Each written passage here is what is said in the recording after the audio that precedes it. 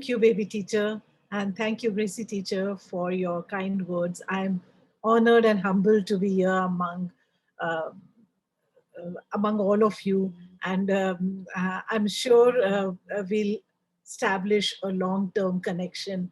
I was quite happy seeing the way you all were interacting with each other and the sort of bonding you have with each other. And I'll definitely want to be a part of your community. I am a teacher, I've been a teacher, but definitely I'm really honored and humbled to be here with you all.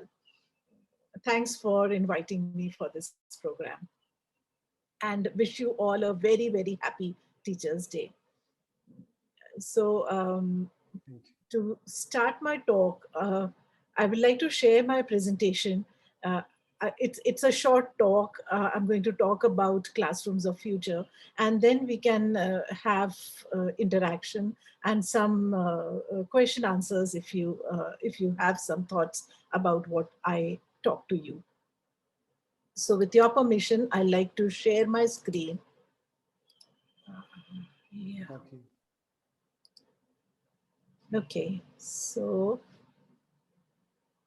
um, it's going to be an interactive session. So my talk is going to be definitely two ways. I would like to hear from you all on your thoughts also as I'm talking to you all. We are all teachers, and we are teaching a generation which is very different than us. We are talking about digital natives. And when we are talking about digital natives, these digital natives um, live in a technology driven world, and we are like the digital immigrants in front of these natives.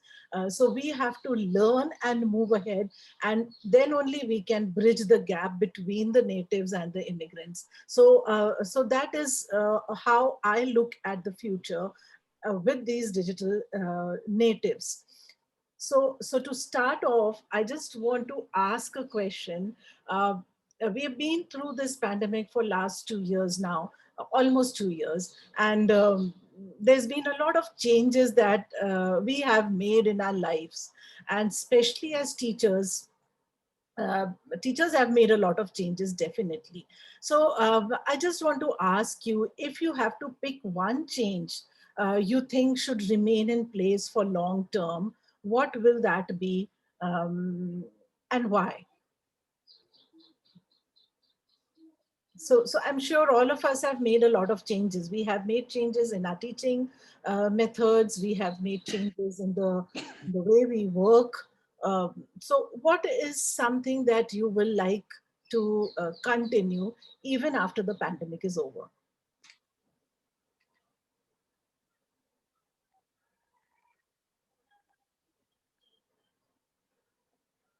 Sort of concern for others. Concern for others, definitely. Yeah, that's a good point. Definitely. We have shown a lot of empathy towards our fellow mates, and we will definitely want that to continue. Everybody has shown that. Is there anything else in your teaching that you would like to continue, or you will want that to be in place forever?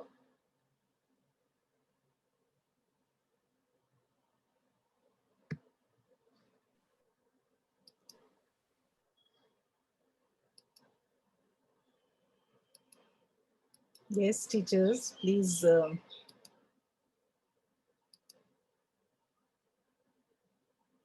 Those who are teaching online, maybe they'll be able to answer this. Digital acquaintance. Yeah, digital acquaintance, definitely. Uh, the way we have started using technology, uh, the way we connect with our students, the way we impart knowledge to them during these difficult times. So I think that's a very good point. I think definitely you will want that to stay forever and for long. Um, so that's really nice. Is there anything else somebody would like to share? Mental support. Teacher support is a very Mental support. mental support. Okay. So yeah, definitely mental support, giving mental support to others, and getting also mental support from your friends and from your fellow mates. That's also like that's I can put it all together as empathizing with each other and helping each other out, definitely. So there are To upgrade our skills, say again, ma'am. yeah. To upgrade our skills. Great skills. Yeah, that's perfectly fine. Yeah. So we have actually in these 2 years learned a lot, and we will not want to forget that. We will not want to leave that behind and go back to the old normal. We are going to definitely live in the new normal with all what we have learned, the digital acquaintance that we have got, the connection that we have established with each other, the amount of love that we have given to each other. We will not let it go away, and we will definitely like that to stay with us forever, and we will love to live in that world now. So that is how we start calling it a new normal. We are not talking about the normal because we don't want to go back exactly to what it was earlier. Definitely we don't want the pandemic, but we the things that we have learned, we will want to live with it. In Ma'am, we have to unlearn something too. Of course, we have to, because we had unlearned a lot of things and learned new things. So without unlearning, we cannot relearn. So we have to unlearn, we have to relearn, we have to upskill ourselves, because the Yeah. world has changed. We have seen the change. Right now, I'm not talking about the change that the pandemic has brought in. The world was changing otherwise also. It was changing at a very, very exponential pace. There was a drastic change that was happening in the world, but we didn't realize that change coming because we were very comfortable with what we were doing. We were living in a world where this change was entering, but we were not accepting it. There were a lot of places where the change came in. The change was visible in communications. We started using mobile phones. We started using smartphones. We started traveling in a different way. We never thought of traveling by air during our school days, but now it has become it's not luxury anymore. We want to go somewhere, we will first look at the flight options. So shopping, the way we shop these days, we had never shopped. Now this is not because of the pandemic. Otherwise, also these industries accepted this change faster than education field. Teachers, schools, parents, students, they they were not ready. Not, I will not say students, I will say teachers, parents, and schools were not ready for this change. There was a lot of reluctance, a lot of resistance coming from them, and so we could not enter the technology driven world the way we should have long back. And the resistance was coming from mainly the rest of the stakeholders rather than the students. Students wanted that change because, as I said, they are digital learners. But we were in all the rest of the fields. You see, banking, if it was not mobile banking, we wouldn't have survived in this pandemic. If it was not online shopping, it would have been so difficult these days. And and what do you think? These industries never resisted the change. They did, but finally moved on. So there no amount of resistance to change or to technology is going to help us. The only Ma'am, way forward, yeah, actually, we are wrestling with the intangible losses. yeah, yeah, we are. Still wrestling. We are. So that's what that's what I like to say. Like, we have to stop that at some point of time. We have to move ahead with times, and that is what my talk is going to focus on how these changes are entering our life, and how we have to move with these changes to live in this world now. So this was already happening. and there were new jobs coming in the market. They were all technology driven jobs. They were it was becoming a tool for existence for everyone. Without a smartphone, it's difficult to live. So this job market was changing, and all of it was changing because of technology, but still teachers and schools kept doing the same things as what they were doing earlier.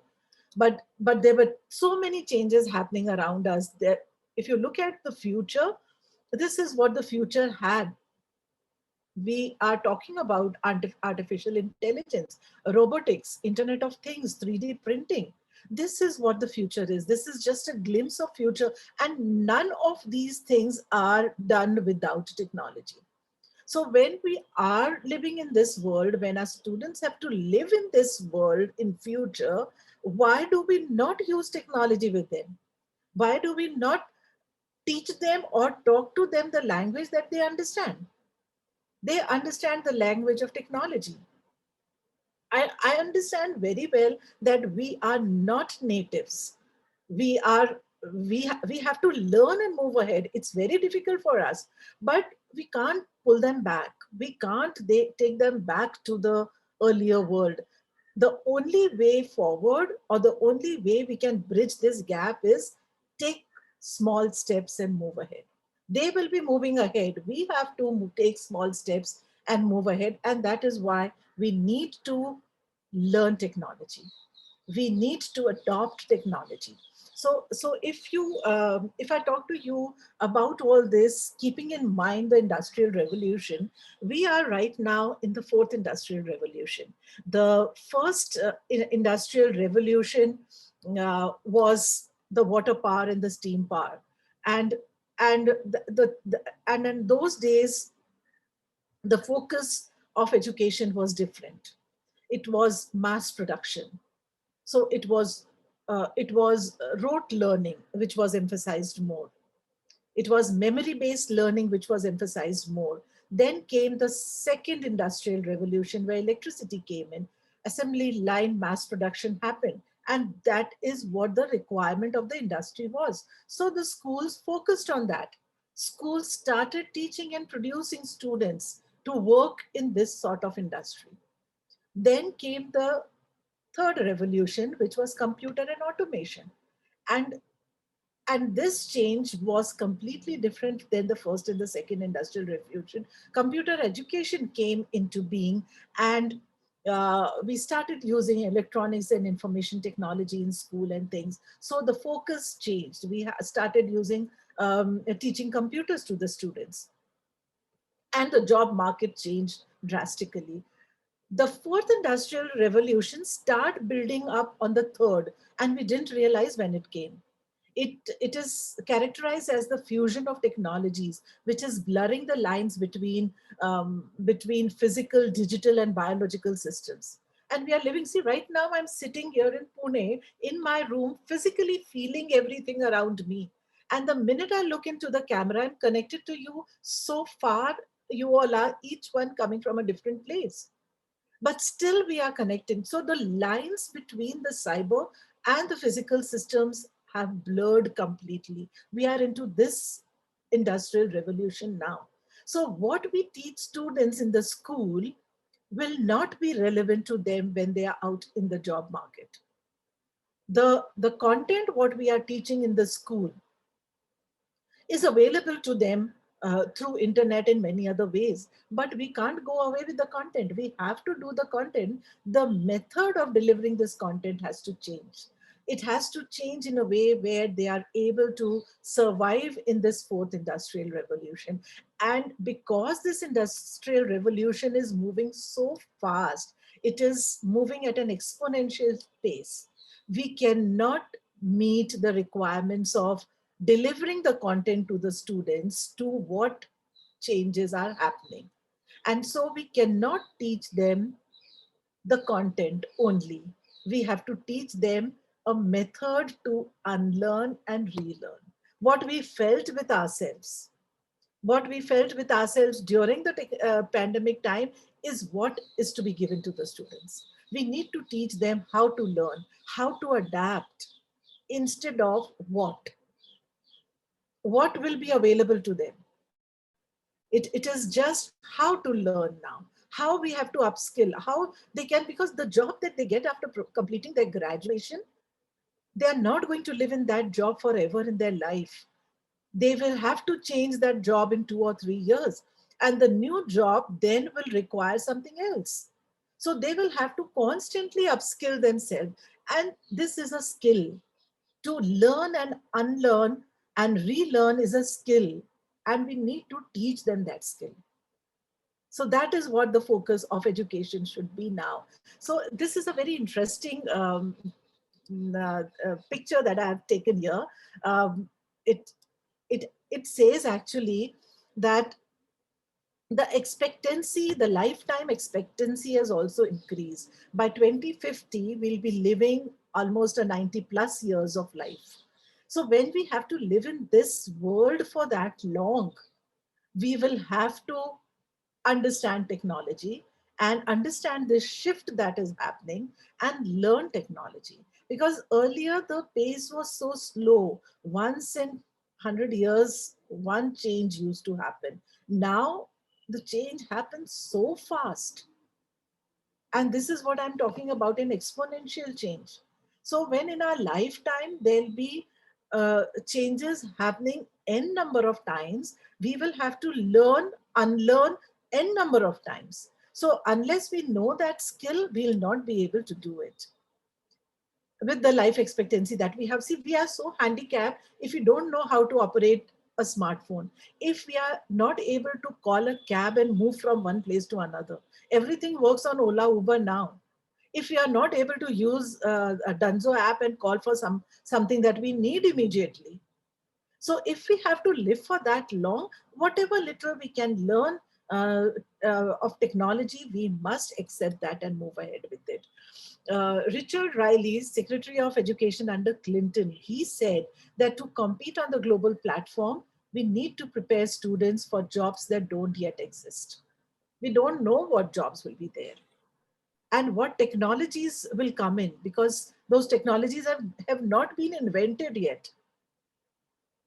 So when we have to live in a world of this sort, we don't know what the problems would be. So how will we give a solution to those problems to the students?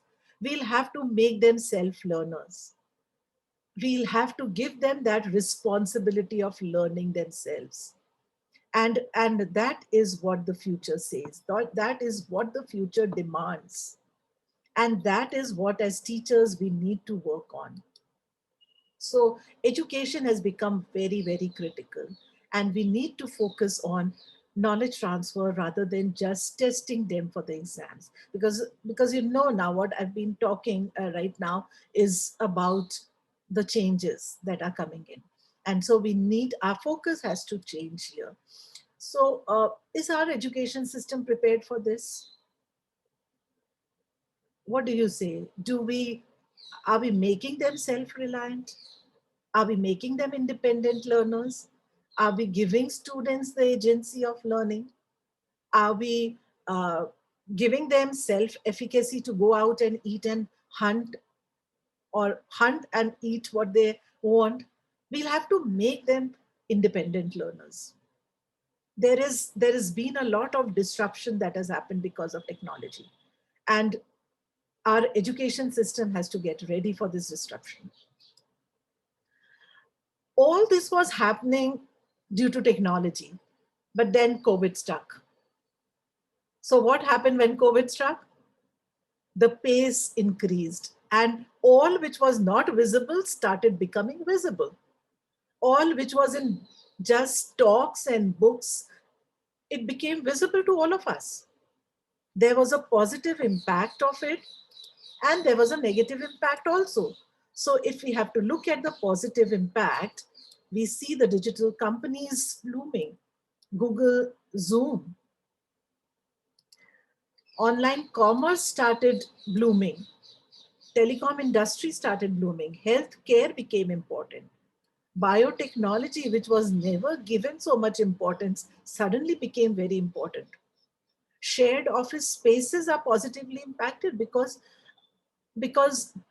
big industries are not going to invest in office spaces now. When they have seen the way people can work from home, they can even work from shared office spaces whenever required. So that has become a blooming business. Local supply chain has become has come into existence. And what is negatively impacted? The retails, the commercial real estate, hotels, airlines, restaurants, hub cities like Bombay, Delhi, Bangalore, Calcutta, which were the hub cities, have suffered a major loss. Internationalism has suffered a major loss. So, so as it is, there was a change because of technology. COVID aggravated all of that. And the job shift happened immediately. All what we were saying will happen in 10 or 15 years' time happened in a year's time. And the job shift started happening. People started focusing and creating jobs in digital companies. There are so many digital, especially in the field of education, there are so many digital companies that are coming up. And the other thing also that I noticed happening, I think I'm sure you also must have noticed, um, people wanting to become entrepreneurs, people not wanting to work for others but starting off the jobs of their own. Because I have seen so many shopkeepers around me having another job in hand, which is created by themselves, and they are going to work and live with that additional job that they have created for themselves. Because to survive during the pandemic, they had to do that. They started delivering online, and I'm sure they are not going to stop that, because that is an additional bonus to them. So people who started using technology understood the importance of it, and they will not want to go back to it, to the normal thing, because that is an additional income to them. Now, let's talk a little about this world after the pandemic, the new world after the pandemic. Now, this is a world which would be in a new normal. And why I'm talking about the new normal and why not normal? Because the normal has changed. In 1990 or 1920, it used to be when the pandemic struck, the Spanish flu. People were sitting at home and doing nothing because there was no technology. People who lost their jobs lost it because there is no way they could have worked. Children didn't go to school, no studies happening because internet was not there, technology was not there, so teaching could not happen. So people were waiting for the pandemic to go get over so that they can go back to normal. Now we are wanting the pandemic to go get over to go back to a new normal because we have found a new way to live. We don't want to go back to 2019 March.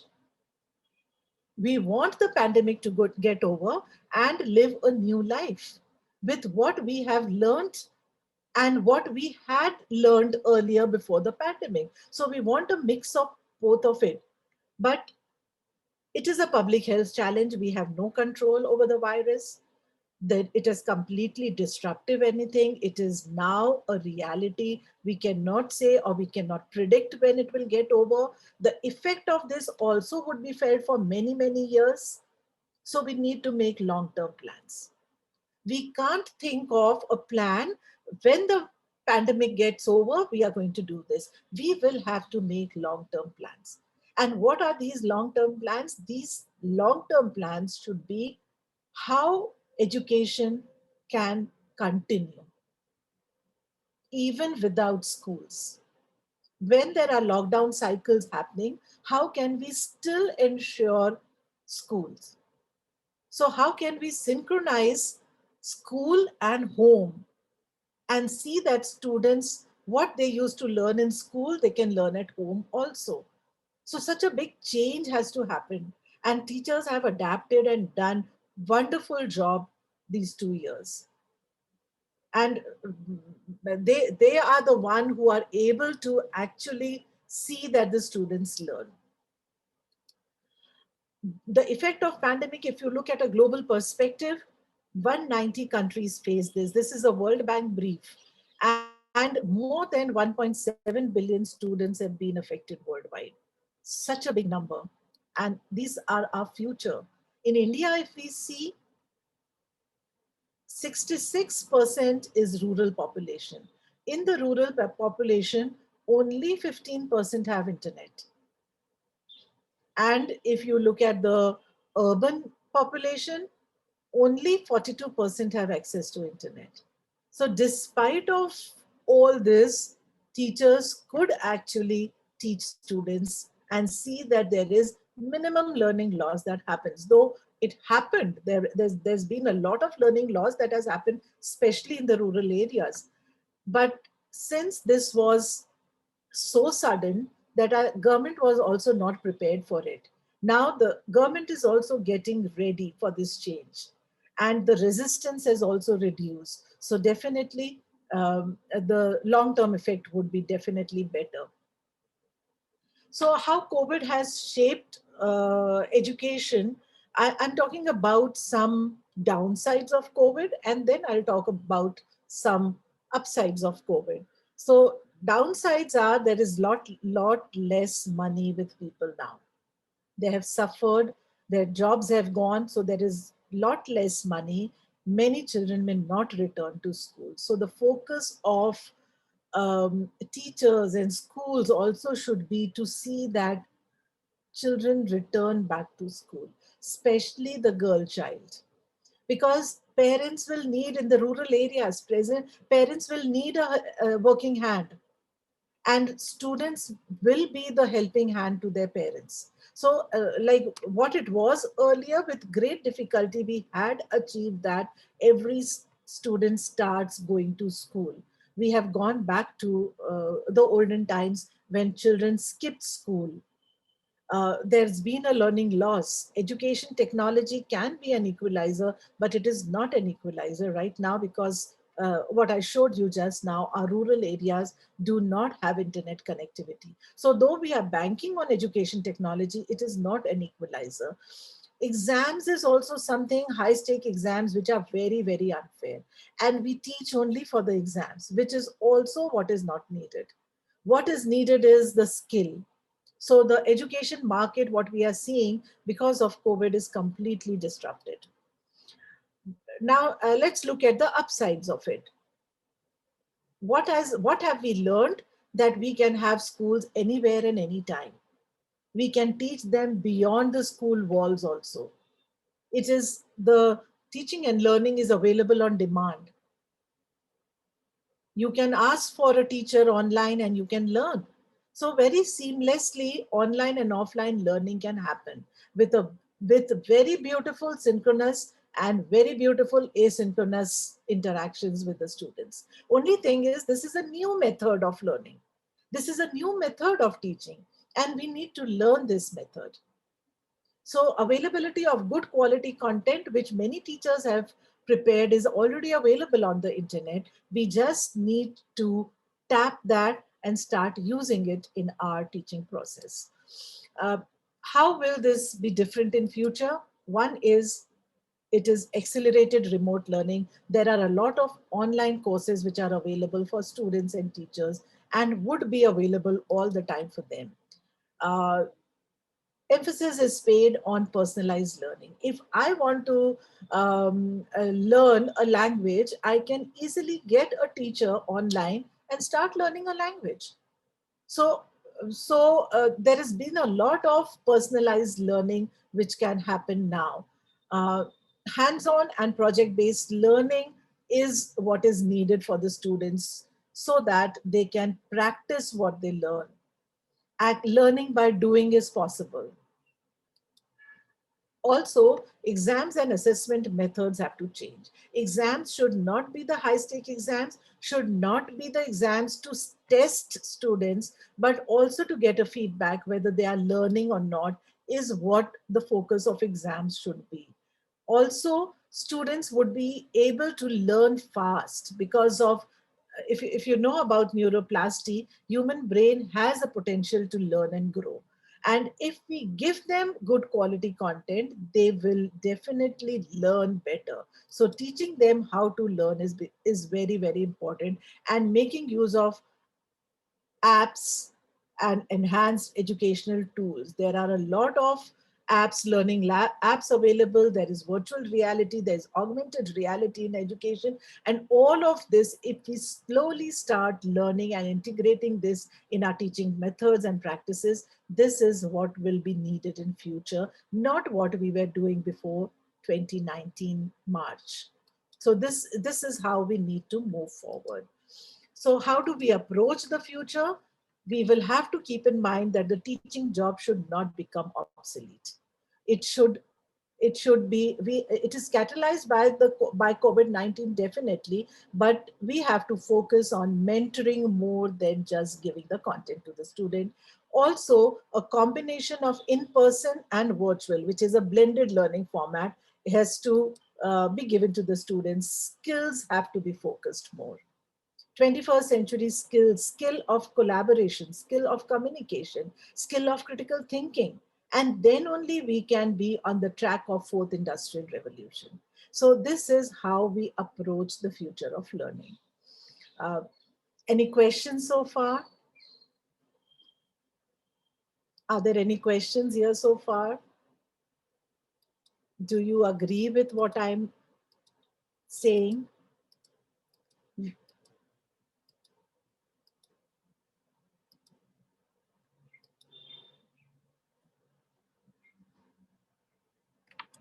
Any questions for me? So should I move ahead? If there are no questions, do I move ahead? Okay, I take it as a yes then. So in the end, I'll just talk about the post-pandemic priorities in education. The first and the most important is we have to focus on developing skills and competencies. So the focus of education should not be the content, it should be the skill and competency. Second is we will have to teach students how to learn.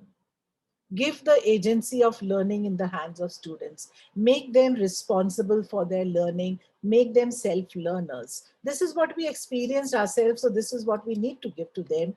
Personalized learning should be the focus. Give something to everyone. Every child can learn in the class. So give them something that they can learn. Everyone can learn. Also, teachers need to change their focus from delivering the content. The teaching methodology should be more of coaching than the content. Earlier, what happened in the traditional setup, our teaching was content heavy and less of coaching. If we make our teaching more of coaching and less of content, this is how we can become mentors to our students. We have to become a guide by the side and not a sage on the stage for them. Parents' role has changed. Parents need to get more involved in the child's learning. And lastly, definition and measurement of assessment has to change. And we have seen that high stake exams do not hold any meaning. We will have to focus on formative assessment and teach students in a blended format. So I will say that we have to take this pandemic as an opportunity. We have two options with us. Either we wait for the pandemic to get over, go back to what it was earlier, and start teaching the way we were doing, or during this pandemic time, pick up the pieces, join them together, learn something new, and then make a new way and a new method of teaching and a smarter method of teaching and moving ahead with the students. So thank you so much for your patient listening. I'm open to questions and discussions. Madam, Dear friends, you can invite. Yes, I am Lawson. Madam, I'm extremely happy to your final invitation to be or not to be. That's it. We can select whichever we want to. Either we go back in the old fashion or come to the new fashion. Yes. I think we have to embrace the situation. Only if we embrace the situation, we can go ahead. That's Yes. what I do think. Yes. We have so many difficulties, so many problems. Still, as you are saying, we are not born into this kind of activity. Yeah. We have to learn, and we find that relationship can be kept up. We can captivate them if we are going to them in their digital mode. Yes. Only then we can captivate them. Otherwise, they will be gone. That's what I think. Yes, So, absolutely. thank you for your great information. It was not boring. It was really enlightening. Okay, thank you. Thank you. And you very rightly said, we have to embrace this situation and move ahead. We don't have to run away with technology. Every day, make an effort to learn something new. We have learned so many things. I was very scared of doing online shopping. Now, so easily we are happy doing Google Pay and all the apps that we use. But when we can use that, we can also very well use the teaching apps and engage our students. So to get their attention, we need to engage them. Thank you so much, sir. You very rightly said we need to embrace technology now. Madam, your talk was so awakening. Our spirits are, of course, awakened listening to you. Really, we teachers are urged to initiate the young minds to the simple yet powerful techniques of 21st century learning, which will help them to take decisions through critical thinking, and also to take decisions not only in their lives, personal lives, but to work for the society. Yeah. Thank you, ma'am. Thank you very much for your words, your deeds.